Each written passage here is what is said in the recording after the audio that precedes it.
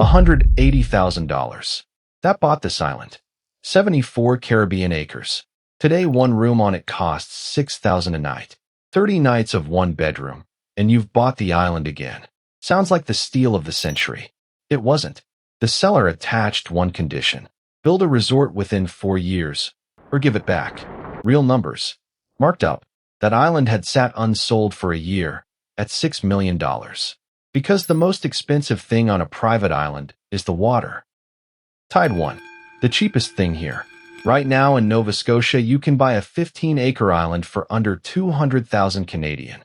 That's a one-bedroom flat, with its own coastline. Up the same coast, 48 acres go for 666,000. 80 acres for 1.2 million. By waterfront standards, that isn't expensive at all. So why isn't every rich person on Earth holding one? Because the whole province had 6 of them listed. 6. One of the largest island brokers on the planet has sold about 2,750 of them since 1971. That's roughly 50 a year. Worldwide, nobody makes real money owning one. That's the whole reason they're cheap. Which brings us back to the Caribbean island nobody wanted. $6 million was the asking price, and it sat there for a year. Richard Branson paid 3% of it, $180,000, in 1979. And the condition came attached: a resort in 4 years. You weren't buying land. You were buying an obligation. That's why the cheap ones stay cheap and stay listed. Tide 2. You bought a water company. Nothing on an island arrives by itself. Not even the water. A desalination plant runs $30,000 to $100,000 to install, then up to $15,000 a year, every year, to keep it running. Power is the same shape. Solar with batteries, $50,000 to $200,000.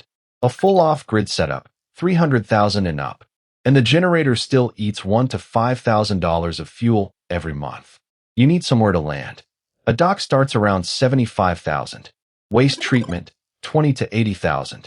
Somebody has to think about it. Internet from orbit, $5,000 to $15,000 just to set up. A caretaker in the Caribbean, $2,000 to $3,500 a month. The boat is $50,000 to $250,000, and it eats a tenth of its value every year. Add it up, and you didn't buy a house. You bought a utility company that earns nothing. Then you actually build something. A 5-star build in the British Virgin Islands runs $544 to $731 a square foot. In the Bahamas, for $153 to over $1,000. And those islands have roads. The region's own cost consultants put it plainly. You import the vast majority of materials. Every brick, every window, every bag of cement arrives by boat. And the workforce is limited and less mechanized. Their words, not mine. Which is how a room ends up costing over $1,000 a square foot. This is the only property on Earth where the water has a capital cost. Tide 3. Where the money actually comes from. There are only 2 ways to hold an island. Be rich enough that it never has to pay for itself, or stop being alone on it. Almost every island that survives ends up doing the second thing. So back to those 74 acres. This is the 2026 rate card. $6,000 a night. 1 room, 2 people sharing. The great house rooms are $9,400. And the bunk room, the cheapest bed on the island, earns $4,100. On top of that, a 2.5% service charge and a 3% hotel tax. A child aged 6 to 11 is $1,075 a night extra. 12 and over, $2,350. That's a per-child charge, on an island where the owner already owns everything. 48 guests fit in the houses. 56 adults if you push it. Down the chain in the Bahamas, another island makes $57,000 a night. 12 guests. 5-night minimum. So the smallest booking they will take is $285,000. That one booking costs more than most islands on the market sell for. Nobody's renting a beach. They're renting the fact that nobody else is on it, which is a real product. It just doesn't scale. 40 guests is the ceiling. At 40, the island is full. So who actually makes money here? Not people. Companies. Royal Caribbean took $17.9 billion in 2025. $5.4 billion of that wasn't tickets. It's what you spend once you're already there. And they own the beach you spend it on. They're taking their private destinations from 3 to 8 by 2028. Their Bahamian island is estimated to have cost $250 million to build. That's an outside estimate. They don't publish the per-island numbers. Even the new ones being built are resorts. A 48-acre private island in the Bahamas is becoming 50 rooms and a marina. A billionaire's island rents to 40 people. A cruise line takes thousands a day and calls it a port. Same sand. One business. Tied for. Who owns it with you? And the moment an island starts earning, you find out who else owns it. In the Bahamas, a foreign buyer pays 10% value-added tax on the transfer. Then budget 12 to 18% of the price in closing costs on top. And under the Landholding Act, you need a permit before you can close. If the land is undeveloped and over 5 acres. Or, and read this one twice, if you intend to rent it out. The moment your island has to earn, the government becomes a counterparty. And most of the tropics won't sell you anything at all. In the Philippines, Indonesia, and Thailand, a foreigner can own 0% of the land. You lease it. The Philippines went to 99 years in September 2025, up from 50, which sounds generous until you notice it's a clock. In Fiji, communal land is leasehold too. 99 years again. Then the recurring ones. Caribbean property tax, 1 to 2.5%. Legal and compliance, 5 to 25,000 a year. Forever. The word private is doing a lot of work in private island. Tide 5. The storm you can't insure. On the 28th of October, 2025, Hurricane Melissa came ashore in southwest Jamaica. Category 5. 185-mile-an-hour winds. The strongest storm ever to make a direct hit on the country.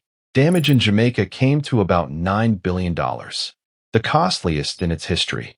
Insured losses came in between $1.5 and $5 billion, which means most of it was never insured at all. That gap is how an island actually dies. Not in the storm. In the year afterwards, when the rebuild has no funding. Insurance runs 0.5% to 2.5% of insured value. Every year. On a $5 million island. 25 to 125,000 a year. Marine infrastructure is worse. 1 to 5% of its value, annually. The insurer keeps that whether you ever claim or not. And this isn't theoretical. In 2011, lightning hit the main house during Hurricane Irene and burned it down.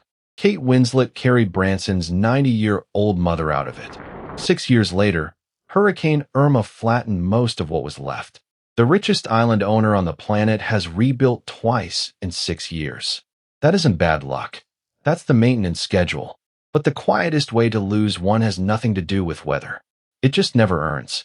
In 2005, Leonardo DiCaprio bought 104 acres off Belize for $1.75 million.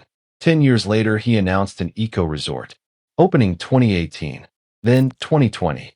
Environmental approvals landed in 2016. Legal challenges followed. $1.75 million, and as of last year, the island is still empty. 20 years.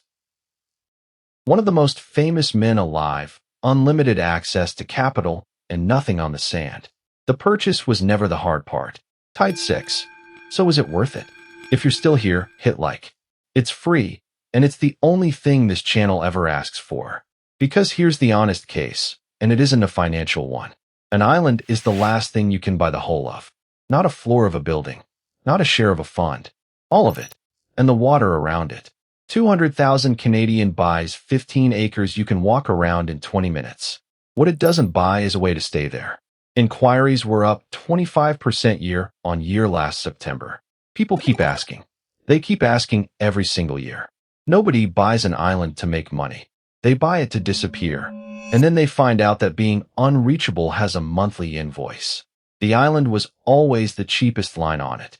If this is your kind of arithmetic, I ran the same numbers on a superyacht and on a cruise ship. Both are on the channel. Marked up. Every source is in the pinned comment. $180,000 bought the island. Keeping it is the part nobody quotes.